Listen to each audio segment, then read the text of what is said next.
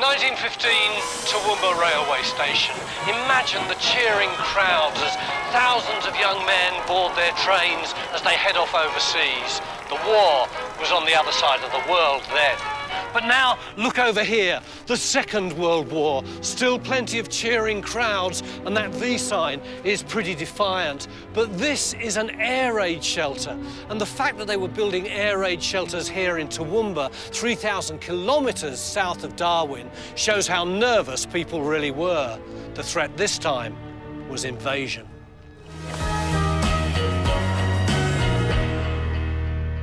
I'm kicking off my tour of duty in a Queensland town with a proud military tradition, Toowoomba.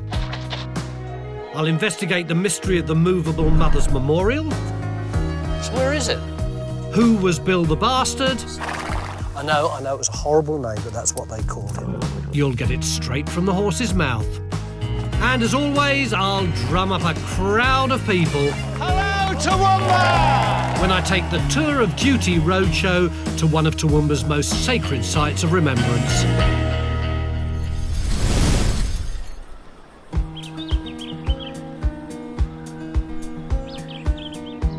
Toowoomba is about a 2-hour drive west of Brisbane. It's the regional capital of the Darling Downs, a farming area on the western slopes of the Great Dividing Range. They breed 'em tough and proud out here. When World War I broke out in 1914, this region provided a wave of eager volunteers. Many of them keen to put their bush skills and horsemanship at the disposal of their country.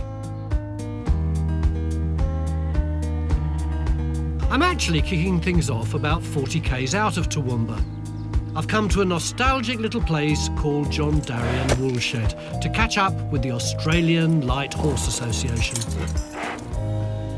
I always think of the First World War as the transitional war. On the one hand, you've got the old-fashioned style of fighting with the swords and the officers with the plumes in their helmets and those long battles of attrition. And on the other hand, you've got the new warfare, the aircraft and the tanks and the machine guns that can cut hundreds of boys to ribbons in one burst. But here on the Darling Downs, the 11th Light Horse are keeping alive that older, to our eyes, more romantic style of fighting. Section, trot march, right wheel. Section, trot.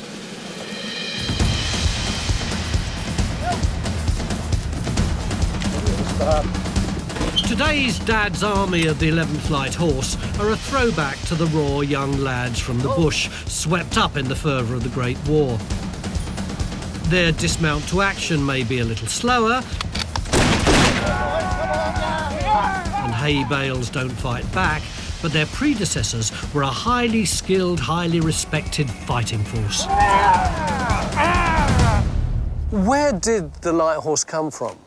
They started in the Boer War, and they went overseas, and they fought over there as mounted infantry.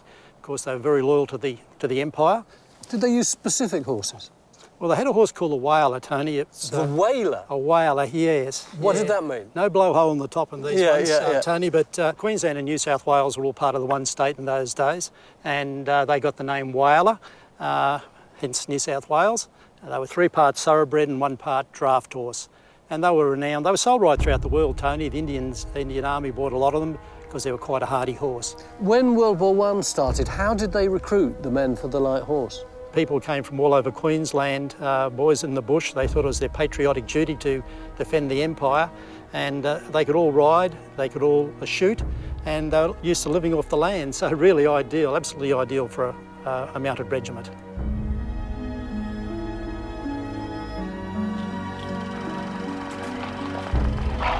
In World War I, Australia sent more than 120,000 whalers to the battlefields on the other side of the world. They did very well in Egypt, didn't they? Oh, they did marvellously well. The British used the Light Horsemen extensively for reconnaissance, patrols, and the British Army sort of basically loved our horsemen. They had independent spirit, typical Anzac sort of way of warfare.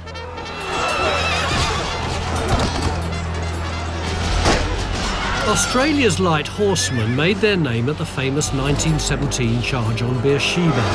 Their surprise attack carried them through the Turkish trenches and into the heavily fortified city in less than an hour. And that was after a 3-day march with few supplies and barely any water. You can imagine the bond that these riders and animals would have. Must have been really intense after all that experience they've had. For sure. You imagine you fight together, you sleep together, you eat together, and in some cases you give the ultimate sacrifice together.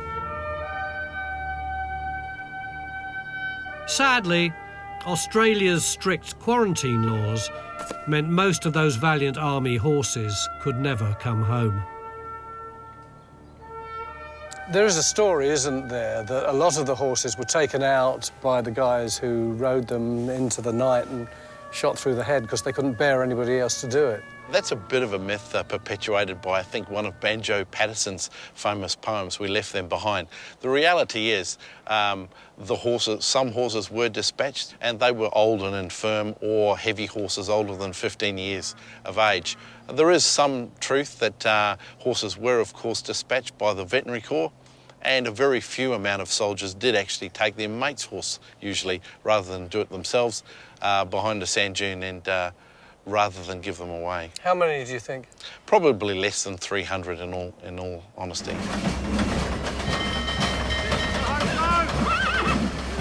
Most of the surviving horses were sold off or transferred to other armies. But if any one of these noble beasts did deserve to come home, it was the legendary Bill from another Queensland regiment, the 2nd Light Horse. You know me, if there is an audience around, I love to wind them up, and there is an audience over there, so I'll have a go. Excuse me, I don't know how many of you speak English, but I've got a story, and if anyone is going to appreciate it, it's going to be you lot. So, may I tell it to you? Is that all right? May I? Thank you very much. OK, right.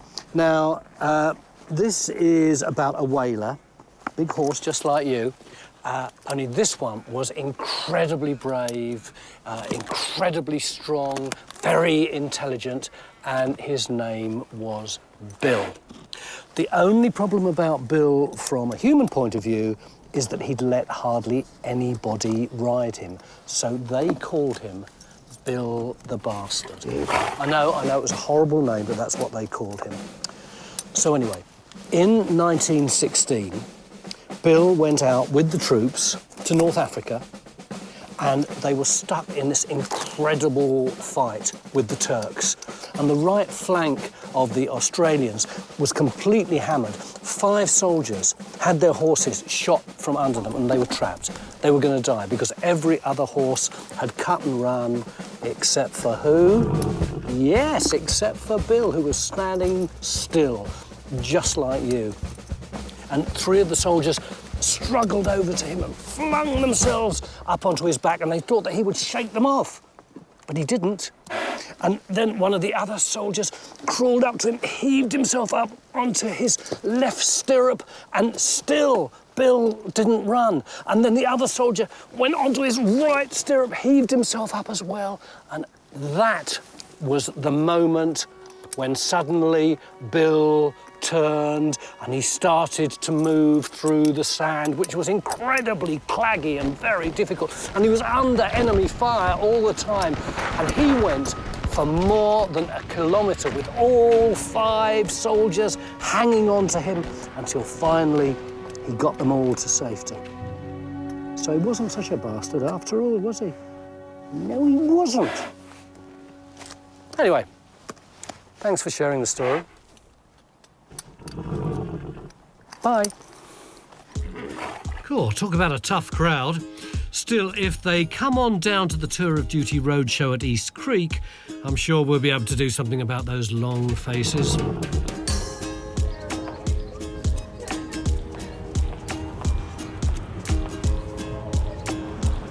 This is my first trip to Toowoomba, and I really like what I see. Sure, it's changing with the times. What country town doesn't these days? But change isn't always a bad thing, is it? In 1920, the grieving mothers of Toowoomba collected £1,600 for a memorial to remember their sons who died in the Great War. And in 1922, it was erected here on the junction of Ruthven and Margaret Street with a promise from the mayor that it would never, ever be removed. So where is it?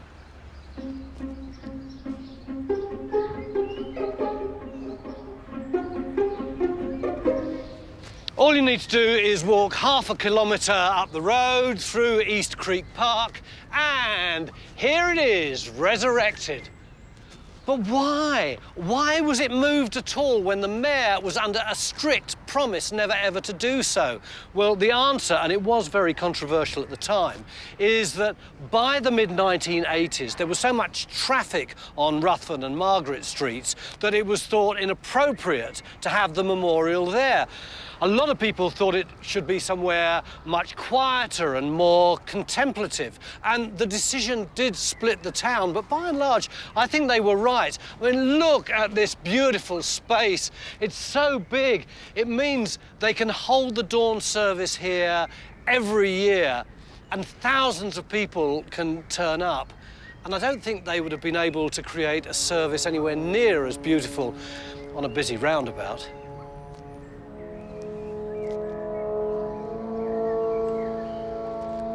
What strikes me about the Mother's Memorial is its understated elegance. No elaborate flourishes, no grandiose statements or iconography of war. It's a simple, silent tribute from too many mothers who lost too many sons.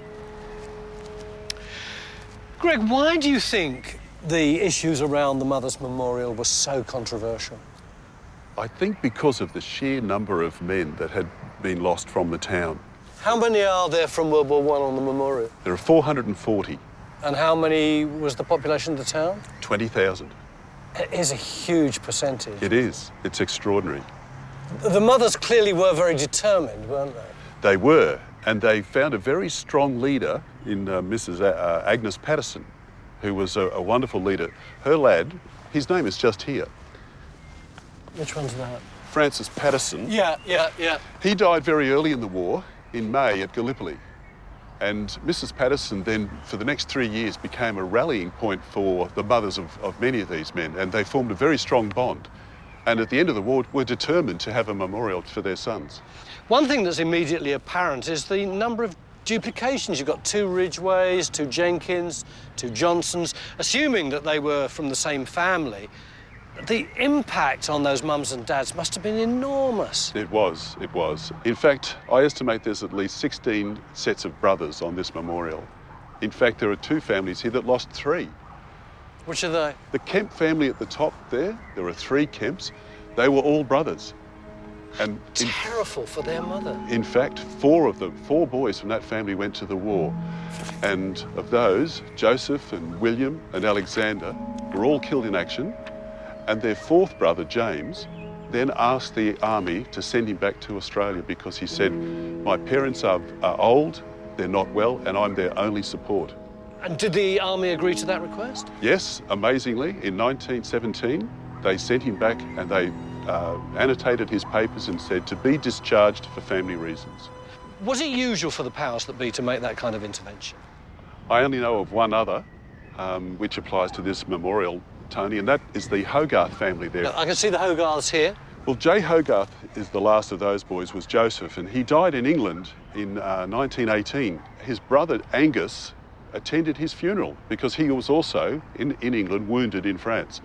And his mother, when she got the telegram explaining that Joseph had passed away, she wrote a remarkable letter to the minister, Mr. Littleton Groom, and she implored him to send her surviving son home.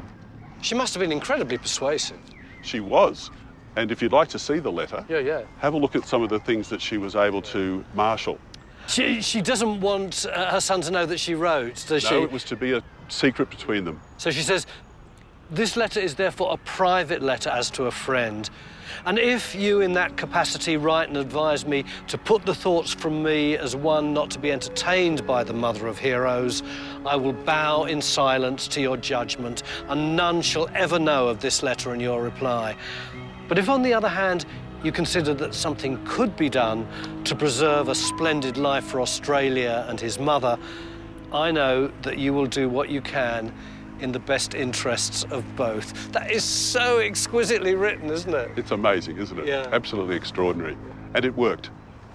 Within a couple of days, Mr. Groom instructed the army to cable France and have Angus sent home to Australia. Well, thank you very much for sharing that story with me. Thank you, Tony. Bye.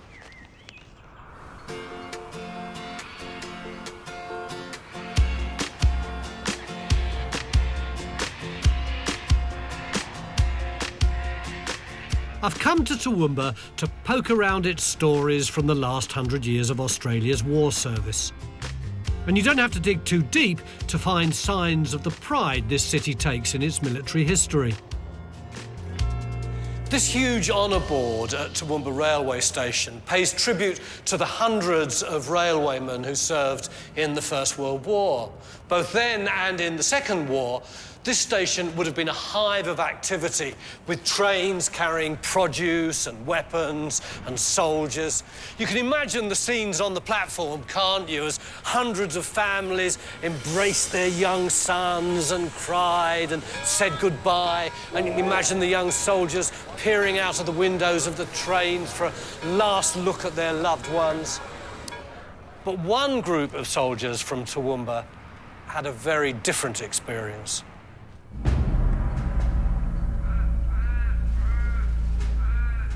In the early hours of St Patrick's Day 1942, about 900 men of the Darling Downs 25th Battalion at Kabbalah Barracks were ordered to pack their kit and start marching. Destination unknown, mission unknown. There wasn't any time for tearful goodbyes or fond farewells. They couldn't say anything at all to their family. They marched the 10 kilometres from Kabbalah up there in the dead of night, marching single file, and this is what they were travelling through. Dense bush.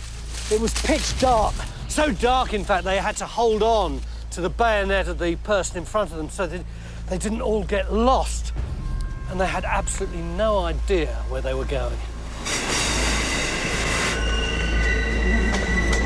After 2.5 hair-raising hours, they arrived at what's now a Toowoomba tourist magnet, Springbluff Railway Station.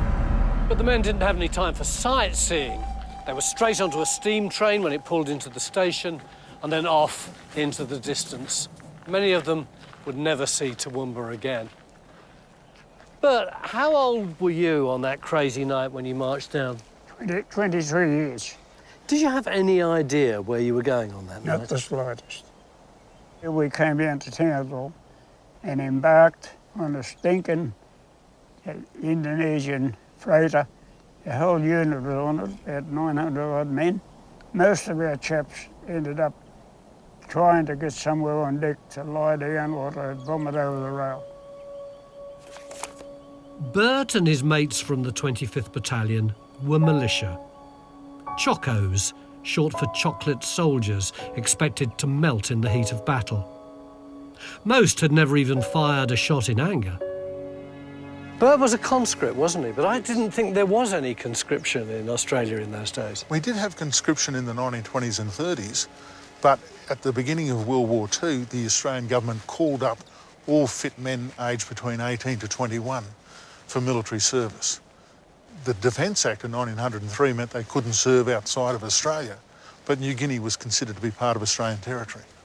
Why did they send such untried troops out to New Guinea? Partly because we didn't have anybody else, but also because they thought that they were going to up there to mainly do manual labour, to build airstrips, build roads, map the place. So you arrived in New Guinea. What was the scene like that you were greeted by? The Milne Bay was it looked a beautiful place. A real picture postcard with palm trees and mountains rising into the mist. And when we got off of the ship, we sank in the foot of mud that was to be our constant companion. When you took your socks off, that's how your feet come off with them. Yeah, I think it was classed as foot rot. Milne Bay airstrip on the southeast tip of New Guinea was a key Allied supply base. In late August, just 6 weeks after the 25th landed, an elite Japanese Marine force attacked. The so-called Chocos were about to have their first taste of battle. By this time, how much training had you had? None whatsoever. I was in the mortars. A mortar does not explode upwards, it explodes sideways. So even though they were lying down, it decimated their numbers. 3 times they tried to attack us. 3 times the same thing happened. And eventually, at 3 o'clock in the morning, a bugle sounded and they withdrew. What could you see next morning when dawn came? The sight the next day, to think of it still makes me sick in the stomach, because there was parts of bodies, there was hardly a whole body. There were legs and arms and heads and bits of uniform with pieces of body in them, strewn over.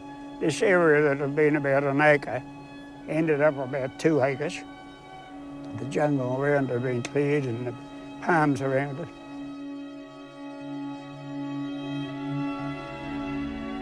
After a bloody 2-week encounter, the Battle of Milne Bay was over and the Japanese army attack was beaten back.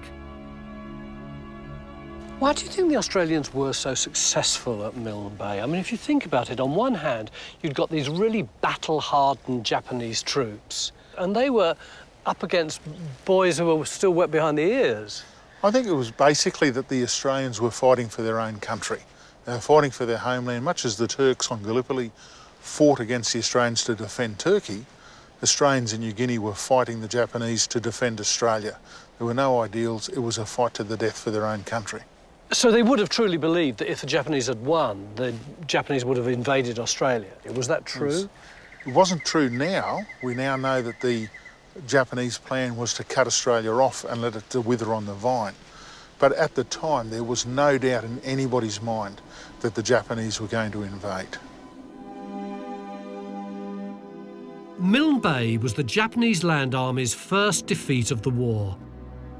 750 of their men would never leave the place. Neither would 167 Australians. The Chocos had come of age. But at what cost? Were you proud of what you achieved? Not really, not when I saw the bodies. I felt so sad to think that men could be reduced to mincemeat.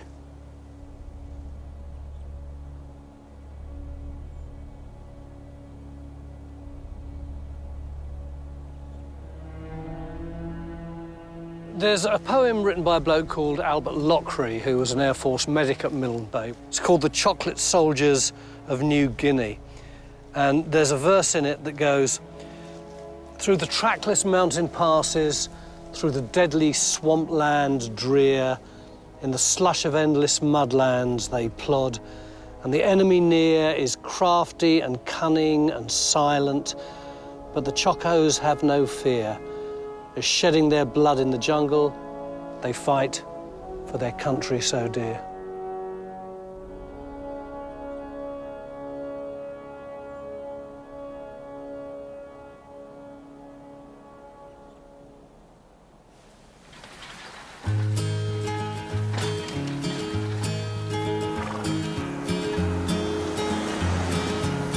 It's funny, isn't it? We often talk about the heroes who emerge from wars, but very often they start out as underdogs. World War II was a coming of age for one Queensland pilot, so I'm heading to an airfield just outside Toowoomba. Hello. Hi, Tony. Hello, Tony, how are you? All right, Pete. What plane is this? This is the P-47 Thunderbolt. Where was that around? That was World War II. Beautiful, big beast, isn't it? Yes, thank you. Am I right that that's a Spitfire? Yeah, it's a Mark 9 Spitfire. Beautiful plane, though, isn't it? Fantastic. This is the one that I'm really after. The Black Magic. It's Kitty Hawk, isn't it? That's correct, Tony. P-40. Lovely plane, the Black Magic. Do you know the story about the Black Magic? No. No? No. Look, shall I tell you? Come round if you've got a moment. I'll tell you all about it. This is the story of the first, indeed the only, Aboriginal fighter pilot in the Australian Air Force in the whole of World War II. Fascinating bloke. He was called Len Waters, and he was one of those blokes who always wants to do better. He wanted to be part of the elite, and he saw the Australian Air Force as part of that elite. So he joined up as a flight mechanic, and he worked there for about a year, and then he took his exams to be a pilot. Only 48 passed, and of that 48, he was in the top 5. And he flew in Indonesia, in New Guinea, 95 sorties altogether. The most dangerous one, it was on a bombing raid, and he was just coming out of a dive, and suddenly, vroom, he felt this pressure up his backside, and there was a 37mm high explosive shell. Whoop! It hadn't gone off, but it was lodged right next to the fuel tank, and the nose of it was in the back of his seat, and he has to spend 2.5 hours just nursing it down ever so gently, which he eventually did. He was a hero. He'd achieved what he wanted to achieve. They made him a flight sergeant, then they made him a warrant officer, a really accomplished and brave bloke. And that was his plane, the Black Magic. It wasn't a racist thing being called the Black Magic. The previous guy who flew the plane had been called John Blackmore, but Len kind of believed it was a rather strange and amusing coincidence that his plane should be called Black Magic. Luke, as a tribute to him, do you think we could fly the plane one more time? Would you be happy to do that?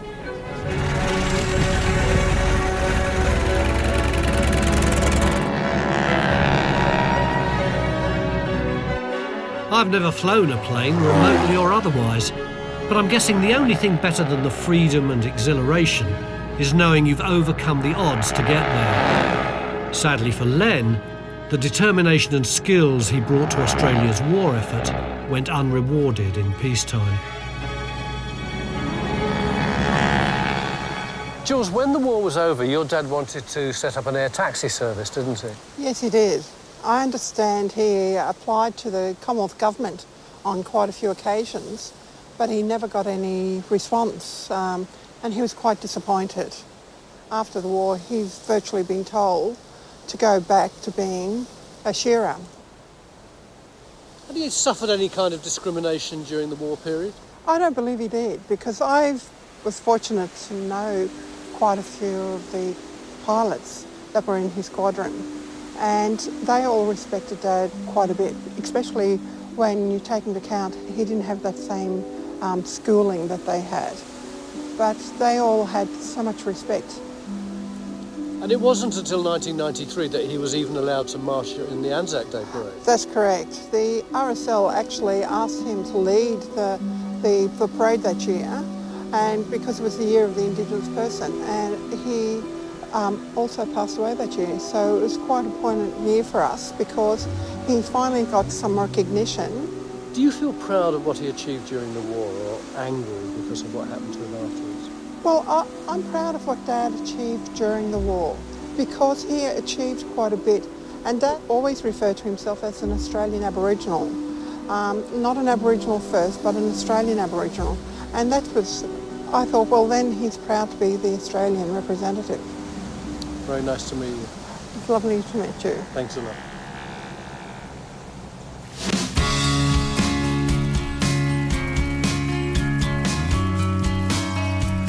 My final stop is Toowoomba's beautiful Newtown Park. I'm meeting up with Anthony Jones, an Afghanistan veteran whose 9-month tour has left him fighting a very different battle. Infantry battalion. Was it the individual incidents that created a lot of pressure, or was it just the whole thing ticking away like a time bomb? It was 9 months of extreme adrenaline, always being on edge. Every time you sort of went outside the wire or into the dangerous area, you were always on edge and always amped up. How did you cope when you got home? It was definitely hard when I got back. The first 6 months wasn't too bad. They call that the honeymoon period. You come back, you got lots of money, you're all excited to see your family and friends again, you know, all that kind of stuff. And that was all right. And then sort of about maybe 12 months after coming back, I started to have some really nasty dreams and, yeah, really aggressive outbursts that I couldn't control. And that was sort of about the time when I thought I needed help. I needed to get help. During both World Wars, terms like post-traumatic stress disorder were unknown. Shell shock, they called it. But that barely scratched the surface of a condition we now know is a serious mental health issue with long-term consequences for service personnel and their families. Just how difficult did it become for you? When I lost it, I was angry, so angry, but crying at the same time. And I couldn't control my emotions at all. I was just gone. Was all this anger turning into yourself, or did it affect your mates and your family? I'd turn it onto my mates and my family. I'd look for a reason. I'd look for an excuse to start an argument or a fight or something like that. I really would. And this is the guy who turned your life round? This is Zeus. Drop. Good boy. So what actually happened? How did he come into your life? I went onto base one day just towards the end of my discharge, and there were a group of guys there that actually had a dog with a jacket on as part of the Soldier Recovery Centre. Yeah. And I got to meet him. He was a husky called Harry, and he was such a great dog, such a great personality. I just had to look more into it. How did they team you up with Zeus? They said they got a dog that matches my personality, and I found that very hard to believe at the time. But, yeah, they literally took me over. He's a high-energy dog, and I'm sort of a get-going guy, and, yeah, they just teamed me up. What would have happened to him if he hadn't got into the programme? He was actually 2 seconds away from being put down. He was being handed back to the RSPCA twice, and because he's got German Shepherd in him, that's labelled as a dangerous dog, he was 2 seconds away from being put down. What's he given you? He's brought me back to life, he really has. He's cut my medication in half. He's my saviour, he really is. Thanks for telling me all about that. Cheers, mate. Have a good time over the next year. Yeah, I will. And look after him. Look after him. You gonna say goodbye? There are about 200 dogs like Zeus across the country helping returning soldiers find their way back. Who knows what their forebears might have done for those thousands of shattered veterans from World War I and II. Well, my walk's done. Time for the Tour of Duty roadshow. Fingers crossed for a great Toowoomba turnout.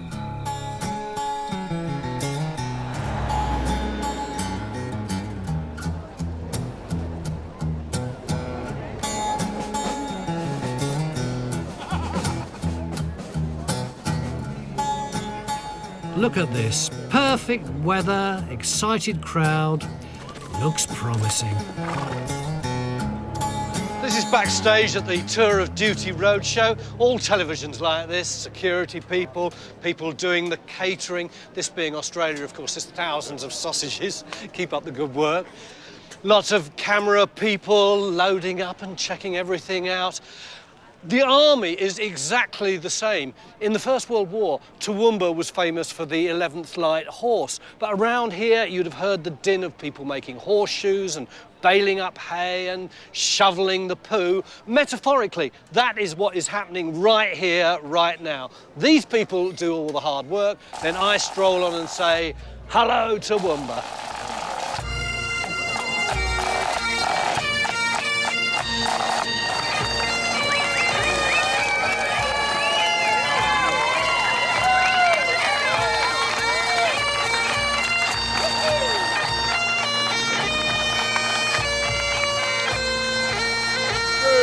Three paces forward, walk, march.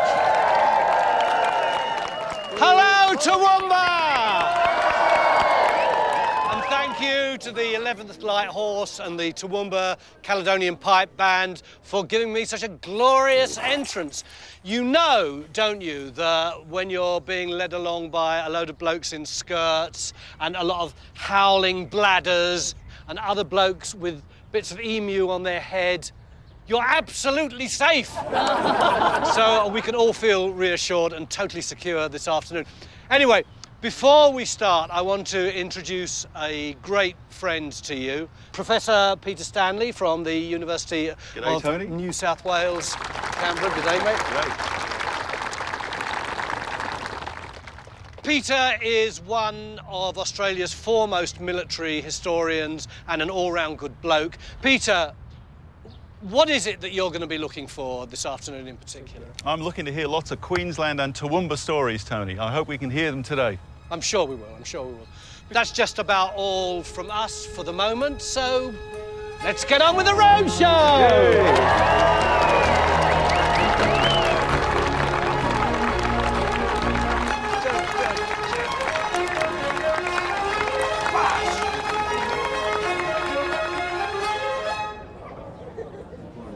Come through here, because I've got a really good story here. Excuse me, would you mind just let me have this seat for one moment? Jane has this book and this incredibly dishy photo. Tell us the story, Jane. Who is this smooth-looking man?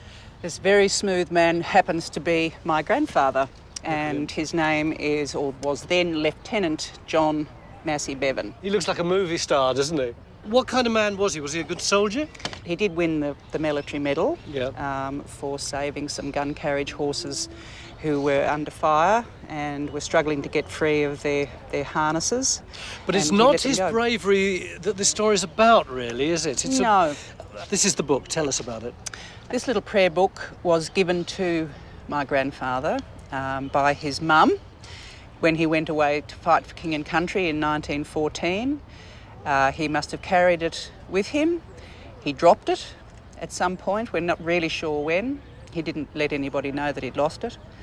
It was later found on the body of a dead German officer, so we assume that the officer picked it up on the battlefield and kept it with him. And the officer was killed, prayer book was found and sent back to Australia to my great-grandmother, whose address was in here. So that would have been the front page of the prayer book? I suspect so, Yeah. just looking at the back of it looks like So the same. whatever must she have felt when she got a formal letter from the YMCA in this prayer book? I think she would have immediately thought that her son was dead. But he wasn't dead? No, he was not dead, and luckily they did receive letters from him not long after this had turned up, which were posted after it had been posted. So he went on to have a family and presumably calmed down, because if you look at these photos, tell us all what you can see. My French girl. His French girl. My Welsh girl. His Welsh girl. And not on the back, but in another part of the photo album, is his South African girl. Plus, there's two girls on the other side that have just got Leeds written under them. What a disgraceful family you come from. Shame on you, Jane.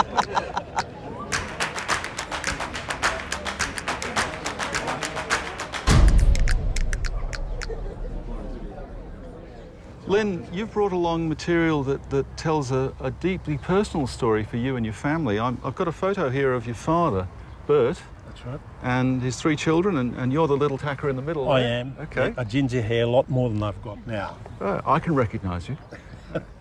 Now, your father's a welfare officer and he's posted to New Guinea. Yes. And there he sees the Australian militia battalions fighting the Japanese around Milne Bay. Yes.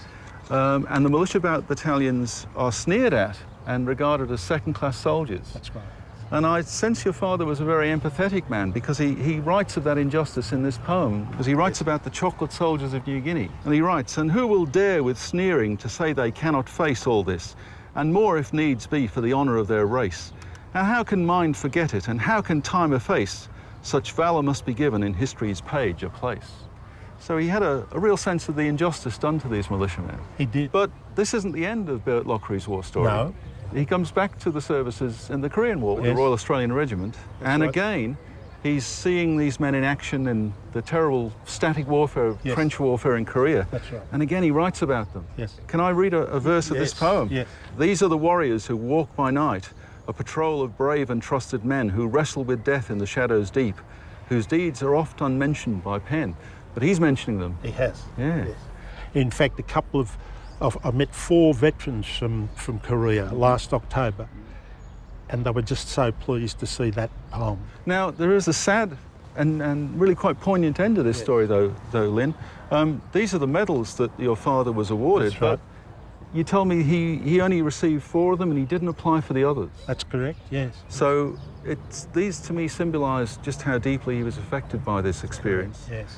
And you've very much picked up on this, and you've written a poem which reflects that feeling. Would you like to read a couple of verses of that poem? Yes, it's a poem called He Never Wore His Medals.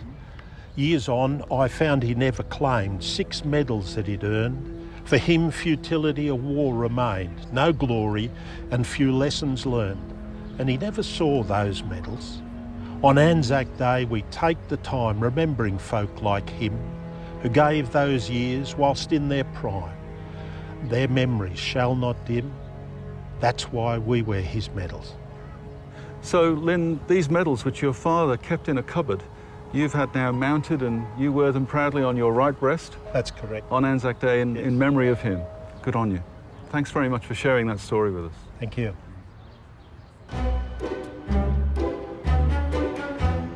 The Queensland town of Toowoomba seems strangely quiet today. Maybe it's because the locals are flocking to the Tour of Duty roadshow at the Mothers Memorial. Looks as though we're about to perform a magic trick, doesn't it? But, Vince, what is it that you've got in this box? This is a medical kit that actually predates World War I, but was taken on to Gallipoli by the senior medical officer at Anzac Co, Colonel Millard. And inside it, there's 2 layers. Now you have the dressings in the tray. Ah, they're dressings. And all these medications that are very different to what we use today. We don't have anybody with any medical experience. Yes. Yeah? Yes, Tony. Can we borrow you? What's your name? I'm Dr. Fogarty, retired. A doctor, proper doctor. Oh, proper doctor. Well, I was. Can I ask you about some of these things? Yes. What immediately strikes me about these bandages is it says double cyanide wool, double cyanide gauze. Why would you use cyanide in dressings? I imagine it was some kind of preservative. It certainly wasn't used therapeutically, although cyanide could be used to stop bleeding perhaps, but and that would have been all they had. They didn't have any other way of, other than tourniquets. I thought it was floss. No, I think it's rubber.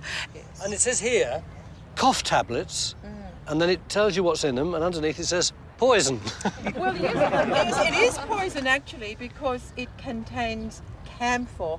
Camphor Co was another name for opium.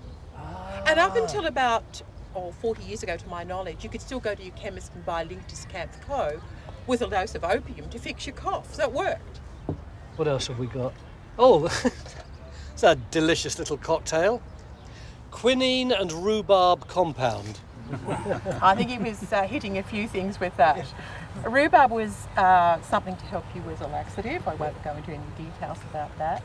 I should have thought the last thing that you would want in the trenches would be something to make your evacuation easier.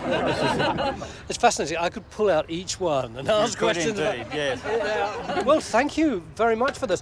Do you think that those kinds of medicines would have been as effective as the medicines that you would be given today? In Absolutely not. We have to feel really sympathetic with the doctors who went there with just that and their own medical expertise. Yeah. And I think they're amazing people. I really do. That's a great thing to bring along. Thank you very much. It's good, that, isn't it?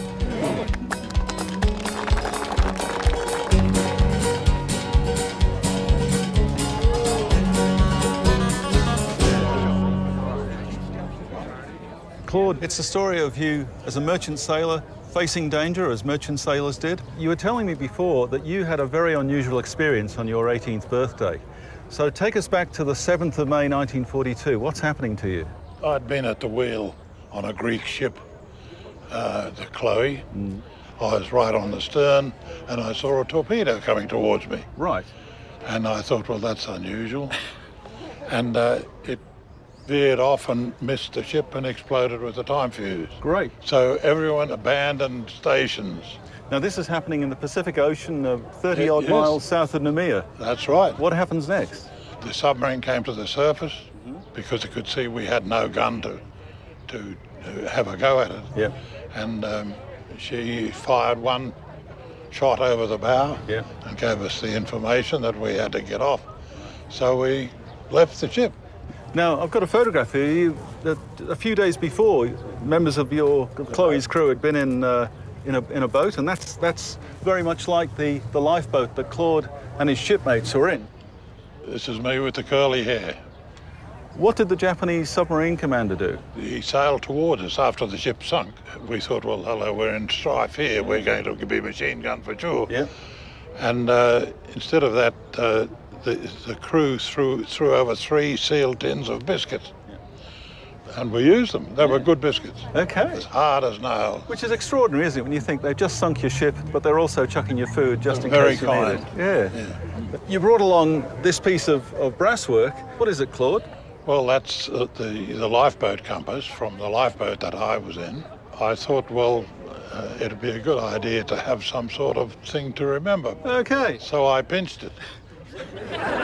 So, it's a souvenir. We'll call it a souvenir, which fortunately you didn't need to find rescue. You were rescued the same day. Yeah. And it's a terrific example of how the merchant service shouldn't be forgotten, that you didn't wear a uniform, but you were faced enemy action and you came out to tell us stories. Yeah. Thank you very much. My pleasure. Thank you. Good on you. Good. That was great.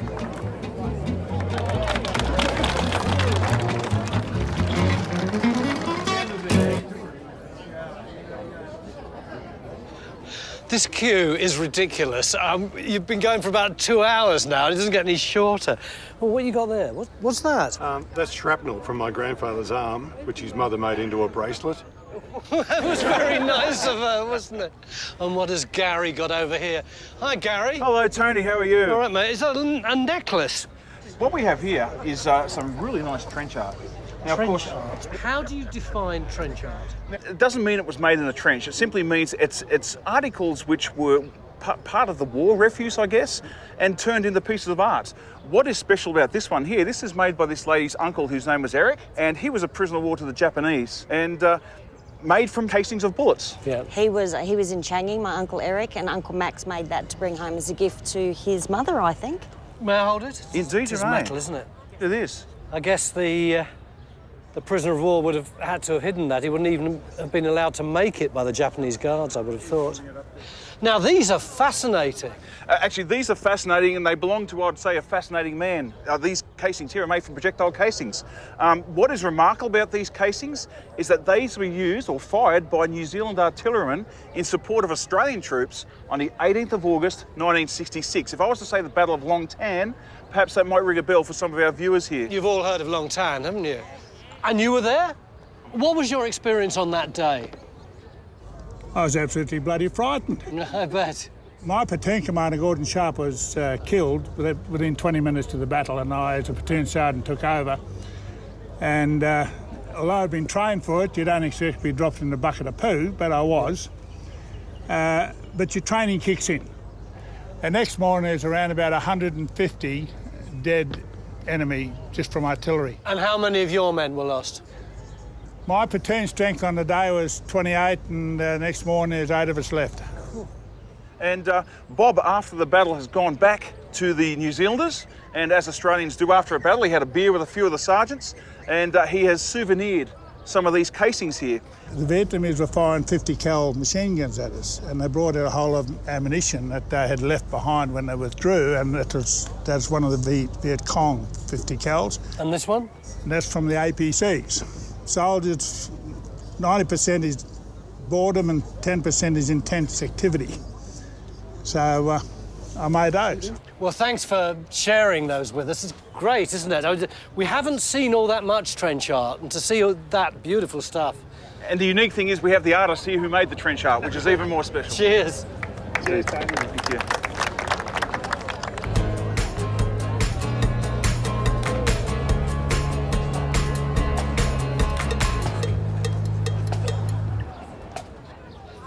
Excuse me, is this World War II? Yes, USMC? that is. Yes, it is. What's USMC?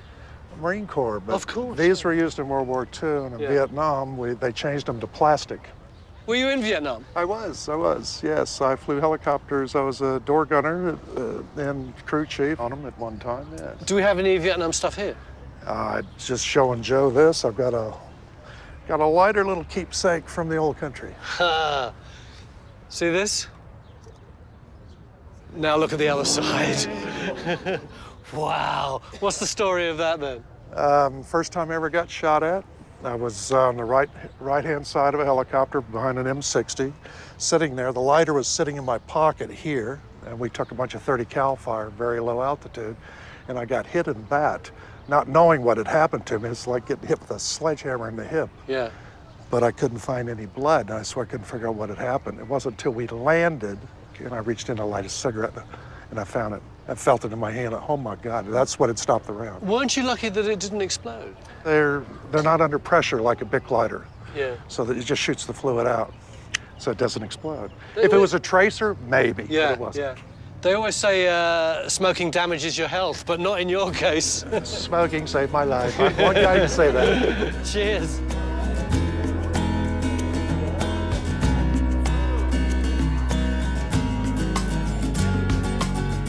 Thank you, Toowoomba, for all the great stories this week. So many of them. But one thing more than any other sticks in my mind, and that's the number of animal stories this week.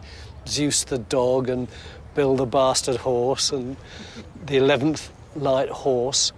And I'm going to be flying out of here tonight, but with a bit of luck, I'm going to be back next year. Can I borrow Sophie a minute? Because I want to tell her this. Sophie, by the time I come back, with a bit of luck, there's going to be another memorial here. One to recognise the sacrifice and contribution that animals have made in war. And I know that will really hold its own in the shadow of the Mother's Memorial. You're excited about it already, aren't you? Thank you, Toowoomba. Thank you.